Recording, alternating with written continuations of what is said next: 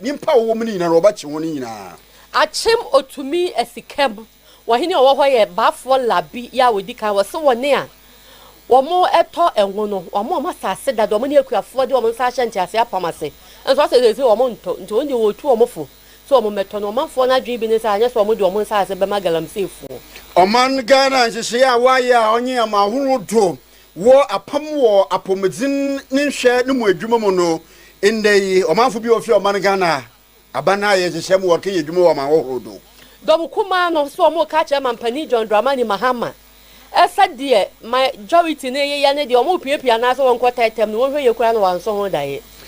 kanashi egwadifu emma wodi go wo chema NPP amanyoku na wotwe na wieyi aba workoto no ohona je oyimyamfo Kennedy akompre ko Japan nkote ene wopede NPP foto aba mahwan honorable Ernest ya wani mo ya mahye bedwani wokumo abato mpesua so wo no de Dr. Mamadou Bawumia enu onim so betimi aye adwuma nti wota na chi yerebo som mo ya minute aduasa a odi yine ni mi na ndwumoku ya ene wo so yena asem yetumi ya yendam bosha by electricals and the electrical gadgets home appliances wakofa solar and a rechargeable fan so it's a banina no boye fu ye papa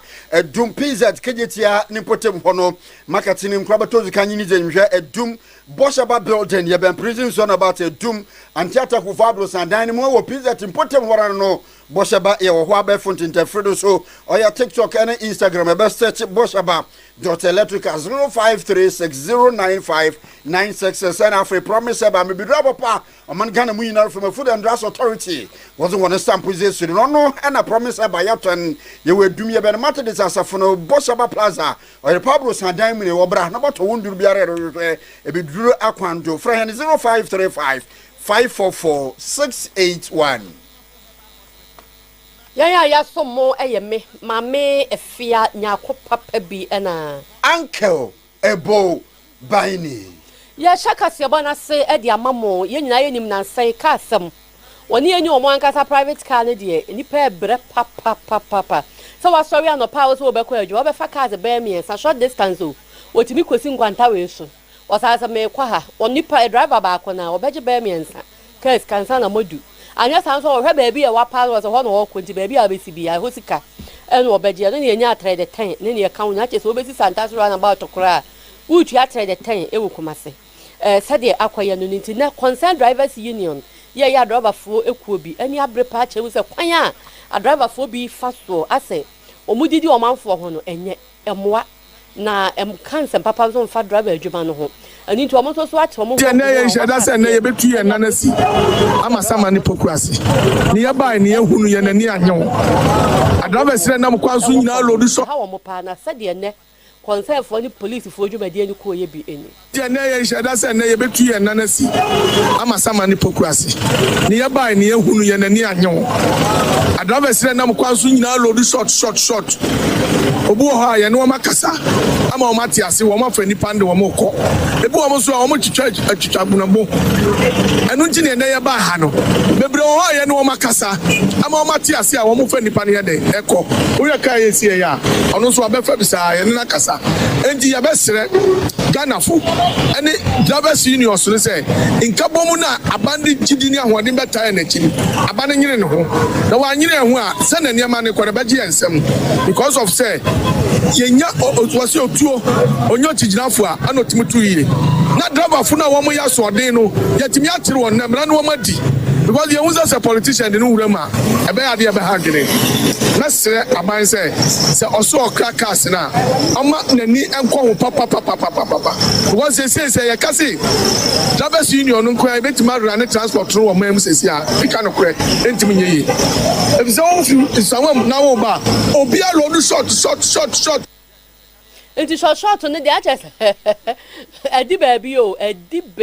a enti o maka akra sa aban ne hwese buses no o mbema na doors ene se bus ne be fa di pa na mo ne na mo koba wo be pa ya hodwo nto so obi amfi mu te de tan obi amfi mu na chese poku ya se so no obi amfi mu na mo ne na mu a sa mo anya adwuma anke bonzo ne kan wa story anopa ese nyamenya wadom ne nya adwuma wa ba ne di pa sam kwan so azi mi bebu we we nya so ya je wo kai ni na wotwe na ahocha ba enti we ya concern drivers ya omo ewo poku ya se ne mpotam ne aprobo omo ni aprosi fotu ye bi no na wo be kuma se nso a national security force why you juma papa my discipline when you because I rubber for any be palm I say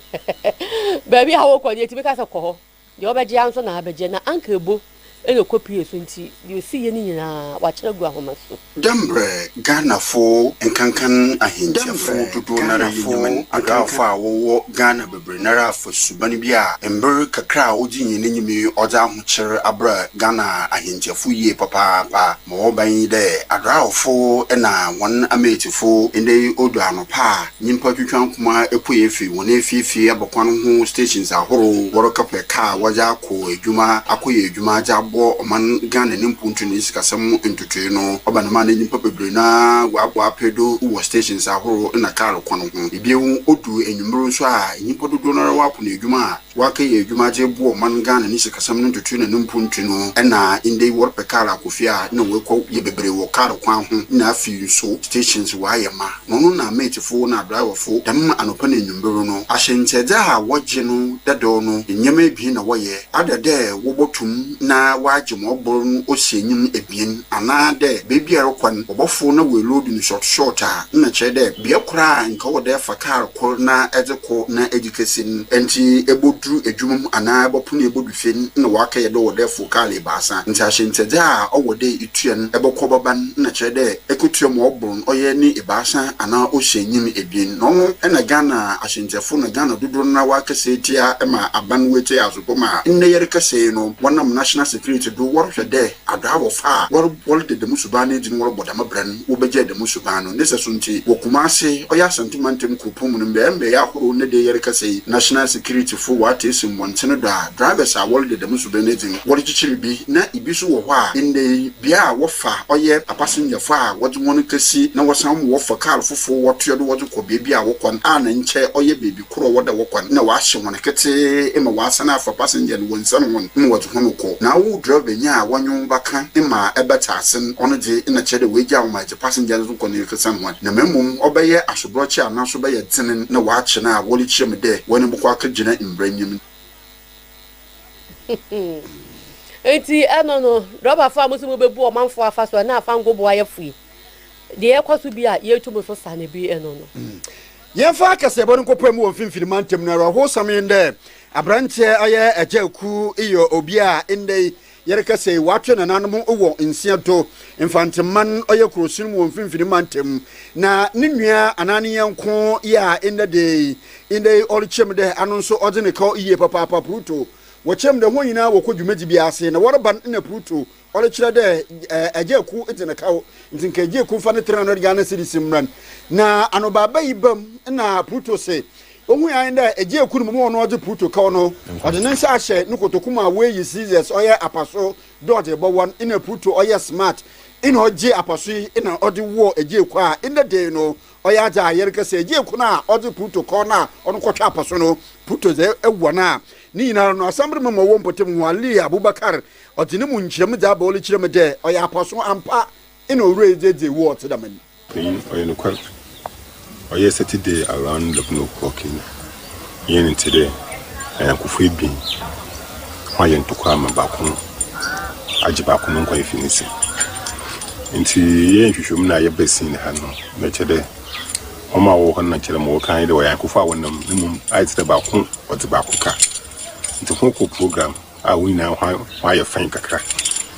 nti obodu akaka mu wedu fene ba ko ka chane yanko de this call no sa 300 or 250 on fa na do fema na mo de kai si on iske bia reward mama mo no mum mo de kai no o twen aposo de obo odo wo ampana pa so odo wo mo de kai de gi aposo fini se ma no so de na odo wo the back odo wo the back here nkofo ba ho a wo so no go hospital na chede mo je winning ma why am meeting nti ko to so chede ba ko o di ewi so o police station there o ka hospital forms nti no mo ho na ka hospital forms so ko hospital information by the ba ko no so wewu onyeminyamfo Ali Abubakar amu a assembly member mpotem wona endai ajeku yi a watwe na nanom wonsadu ne busuani mafo wali kyeremede wona de hye apruto ekuni osra bane de o matantini ni nya adwuma enwe busuani ni wunim ase me ka kire Me ba panyini ani me nua obie ni hobie wati mi akwala de ya wan yale ni akase wa yale o wanwia wade wati mi akuna to na twe no kwa eti samra wa Ghana hade a emra ni ma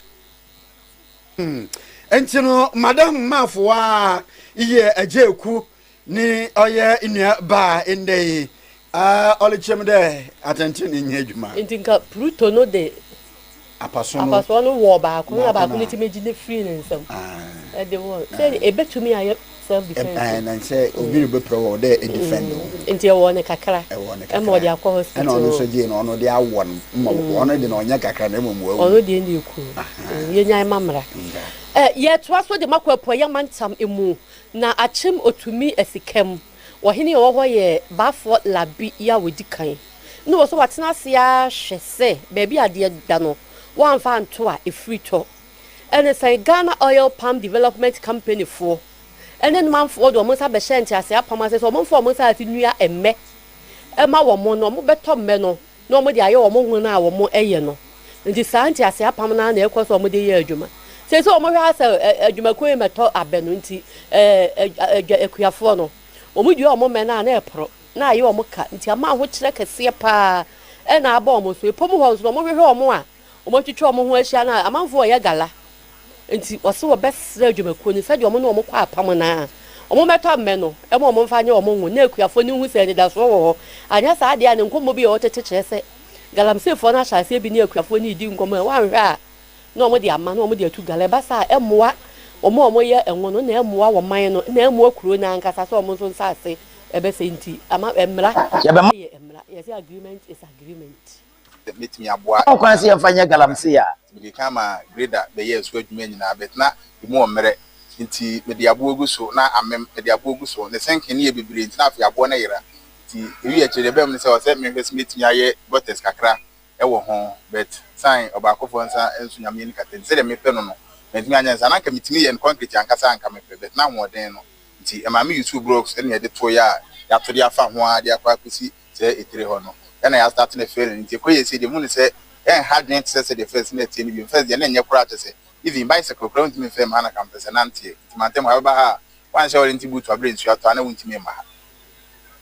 me fence se ya de menue ti se we nam de agusu no kura no me hu ne se egusu ko fom e ko fom ti akire no de grounds ankasa e beguso ama ye de areabo na ante so ba fo labi ya wodi kan achim otumi asikam ehene eno no na akuafo na nsu bia ensam ne fo mo ho so kasae na omu chem za ba akofo si nyame anim no kure no ensam ne mo oyo enso makonim nipa ba akofo wo emmefuo no kwa ekese be wo ha ena embe ne prosa mo so mo na o ma be san krata so mo mfanu ya na mo beto ena mo meto nti e de aho kira ba pa so tuo mienu emani ha wudi sika awura adiem de wo so beto nto na esa apro na chese ya se anyomo sika mu aye wo no ya be ena ye kokore ye bibia abe ne ye mo che kokokora na ekutu abe no so no bia de na ade aben ye se o mo bo mo dia na mo to mai so man kwa enu an ye di boy bra e ye bibia wa so man kwa e dia ho kire kase pa na be ba betu ye so wo man dem se resisi na mo nto abe no mama abe na ye mo ofi nti eye sa na atofo no so odu ha na onye bi na odu ha na onye bi a na je se nya de a obedu ye ha yen ya sase wo krum ha ni abrabo nyina ya abe ehu adwuma na ye gold kra be krum ha se ma krum afo empenfo edi kan titi kura so mo mpe gold isan sa be ya ade a esombo ma kru ni bebele ayenye obi nto ya ngulo we eye akuafo no mo wo achim otumi asikam no manu ne gu pro yu bia ba ye fine yentio dre na yembra sentimentem na onyimyamfo Dr. Frank Amakohene no ye asentimentem soafo no na ndei ono hyebo no de kokobo kasipa zama omanfa wo sentimentem nkankan hona wo bia wotu galamse no nanse mo waboto gwa Jacobu ni mpotem oye galamse sibi wotu sha posifo ebienu wono da wabra posifo wakaji turu afi oye abofro babeni nsem a woye de wolutu asha posifo wono nsa wono do na wajitu na fi woni nsem wokowi asen nyimpa kura atwe onna Dr. Frank Amakohene le kiremte in the day oya ata wore hyebode enyimpa ahoro a wo twi sha posifu wono do wo bechichi woni nyina na obbo posifu wono abado de itu na woje na timemfu wo twi sha wondo de nke woro so na agi itu na fi woni nsem no wa ma ho kwan na wanje nti woro bokoko awo biara ye wadwen de ebotu posifu wono do sen omana mbra nso botu do sa. Key for us as RECSEC, we believe that the moment we support communities to mobilize and attack men in uniform as occurred, that will be the end of our society, because they are there to ensure that there is law and order. So if there is any man or man in uniform discharging his lawful mandate and you even disagree with him, go to the police station or get a lawyer, or the courts are there to make sure there are checks and balances in regards to anyone executing his or her rightful legal mandate. But to mobilize community youth and attack men in uniform here and there, it is something that we are not ready to do. So yes, as part of the issues happening in the region, we've summoned for a RECSEC meeting to analyze these issues among other issues that are coming up. Most definitely, they will have to answer as to why they have to unlawful assembly. I think that is against the law as well, and then having to disobey lawful order from the police. They all have those charges they will lay before them. But I'm sure when we get hold of them and we interrogate them. Enti onyumnyamfo Dr. Frank Amwakwanyene asante mantem so afo nze ene yeti. Yantwa soe na edom kuma ya minority yo mo mra shebe dwafie mu. Ya Osahene Alexander Afenyo Marken Kwamena eda wo manu sa minority leader friends and trofun shemu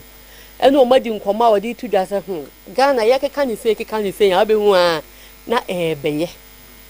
adan a wo se de dom kuma no ate se bi mu bo mu po mu roro mu keka sa mampani mpushi no wonko tetem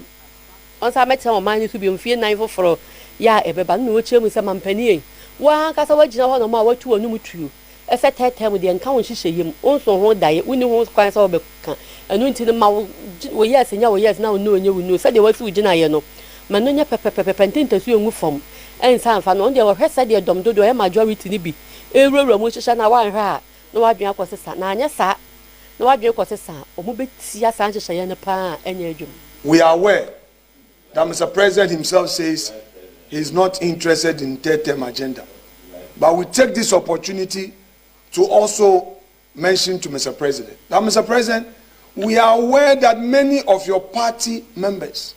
want to put the agenda. Please tell them one more time. Maybe when you said so in Singapore, they didn't hear you. Mr. President, you haven't spoken about your non-interest in third term in Ghana. Please tell your people that you are not interested at all. They shouldn't lead you into temptation. And by the way, it is not possible. Also, we have heard that certain people have filed certain processes at the court. We also have this to tell my Lord Bafoboni. We know that this job was handed to you on a silver platter. We know that you have your masters to please. But my Lord Bafoboni, in the end, when history is being written, it will be your name. And so hono ma wasadi atudwa sa mampani etuo bi ya wodi atoto ahon ne eso no ama ho kire abagana foso. New levies imposed on already burdened citizens and continued dependence on the same narrow export of gold and coal. Now, instead of introducing reforms in the energy sector, they decided to impose levies. Remember that they said e-levy was bad and they were going to scrap it. They were going to outlaw it. And Ghanaians celebrated them when they repealed the e-levy. Nipayate ne kan yo nimonyam for Alexander Afenyo Kwamena Marken Osahene.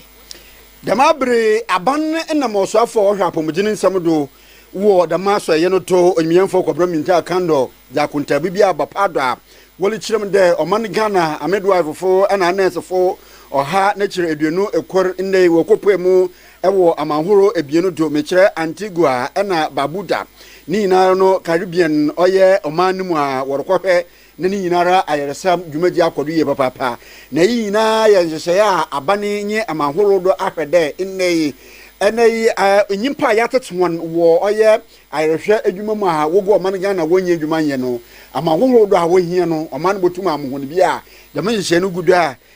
adwuma yefi welkwekope mu wo ho na wakoye adwuma wo ɔman abien yim. We inherited a backlog of more than 80,000 health professionals who have completed the various degrees and yet are at home and do not have jobs. So as part of government intervention to create jobs for especially the health professionals, we are exploring avenues where countries have requested our health professionals to work with them. Today is about Antigua. We are working on Jamaica, Barbados, and Trinidad. And so we'll be doing that in batches. And so today we are here to say goodbye to you, but we'll be following your progress with keen interest.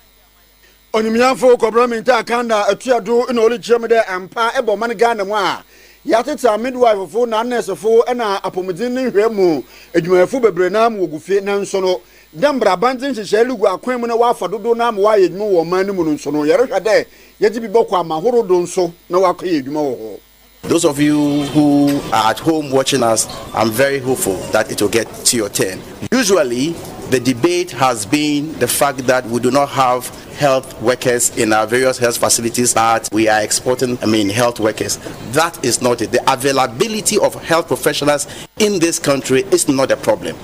As I've already indicated, we have excess. We have inherited about 80,000 health professionals. But as you all know, we have a country to govern, and at every point in time, our budget can absorb a certain proportion of them. And so, Enti oniminyamfo kwabna minta akando so far ohapo mudinin samudin nzini yeti. Honorable NS Yawanim Yamashebedwani wokumawu abato mpesua so wakasa.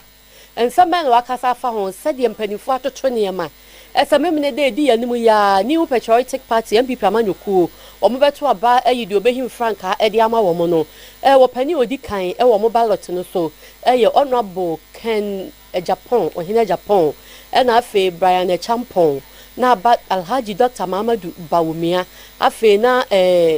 kwamna Japan na afe osai ya waduchum nipa numui oso obi a safata na nso nipa obetimi agina no wadi nkuni ma mo mfie mpinu ne aduonu nwotwe no Alhaji Dr. Mamadou Bawumia nti wono na wode na chitai nyina ma no oso Bawumia de yedan a yenim no pa wo wodi na wasa agina bi nti ntutu yomo ani bibia mu no wono ni nipa was a delegates no to abama no memeneda meda wasese wama mesa kwenye the New Patriotic Party ye attending ya yedene be kwa pray to me 2028 na said the medical ka medi ho dance ye Dr. Mahmoud Bawumia any candidate media me free say party etwaba edene kugina sa okonya no for 2028 obetimi agi to me amaye ya so na hwe ye hunu de obetimi aye. And I believe so among the five, he's the most experienced, he's the most marketed candidate, and I believe so come 2028, you presented Dr. Mahmoud Bawumia to me now, as a partner, obetimi aji to me na my. Honorable NS Yawanim eno was also best Bruno. Efesha yam penny for a day ba efans and jumante ye hono. Omonfo mo humura mu pa na entumi emmoa emmanuel ma enkoye sa na osikumawu papa nature festival no so no obia emfa no humura mu bi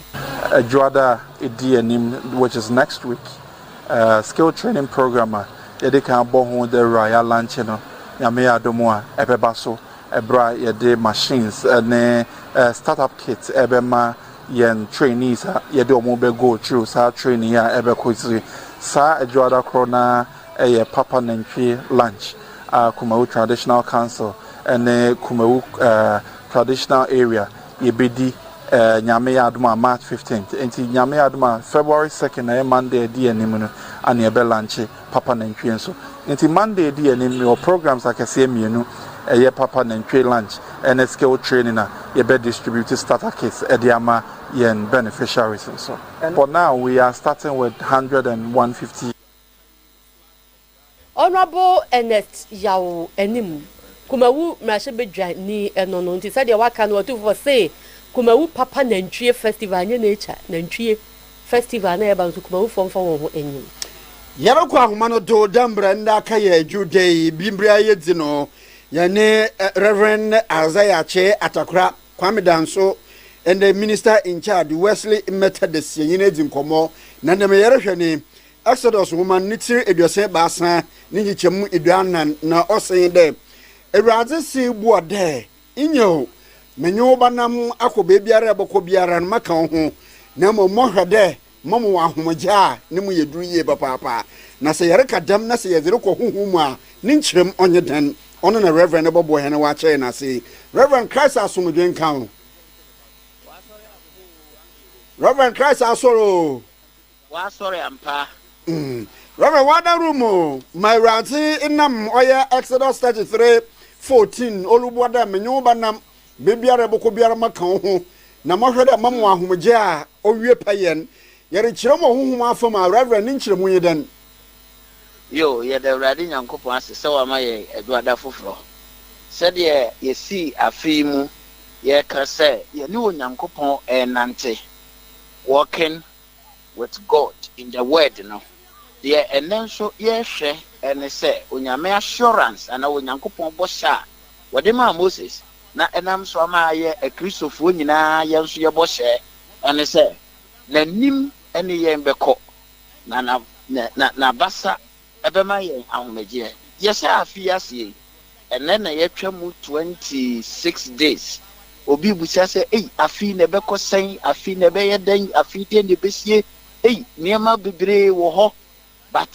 nkranhya Onyankopɔn de ma ye ne se ye ne no na enante de a nanim ene ye ebeko na basa ebedi ye chi enti wo se ye nyina ye nkran na wo ma ye nya anidaso ese enka ye nko a onu nyame na domni ne tumi ebekora ye na ne bambo ebedi ye chi nti obi a anhye ne ho den na obi anya anidaso ewo nyame a ye ne nam ni mu se eye den ekire so paaso se denara onyame anim ene ye mbekɔ oka ye ho papa ebedi ye chi so nyame anim ne ye mbekɔ na ne tumi ebedi ye chi dia ene ene se ye nso ye bɔ ya dwene po ye siesie ye ho se ye ne se Nyankopɔn no ebe nante Reverend anunti na nanka member bi so there da mo bɔ hye oye bia busumi bia de besie na wotwe bia de besie eda bia de besie no Onyankopɔn ni se ye de ho bɔ no ne ye de ho bata no ne ne nante a se de oni Moses enante ye no wo hye Moses bɔ se me Awurade manim na obekɔ na mama wakɔ home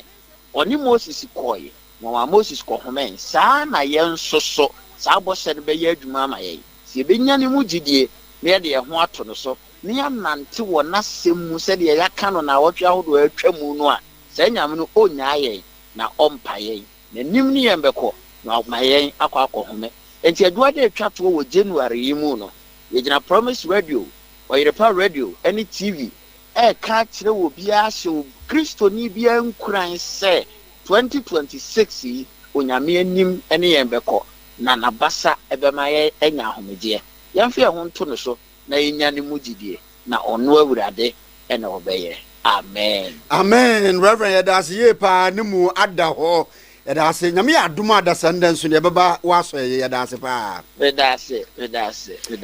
Reverend Isaiah Che Atakra minister in charge Wesley Methodist Kwame Danso ahafumantem ne mu nenze ene yate bono east mantemu abusuafo ya wie kase boda si asetena pamu nkomo etoaso korea ene semu producer eye Jimmy Cliff ne ene ne ba studio ebe ya adwuma eye Joseph Amwaten midi ede mame efia nyako papa bi ena uncle ebo baini asetena pamu nkomo is up next.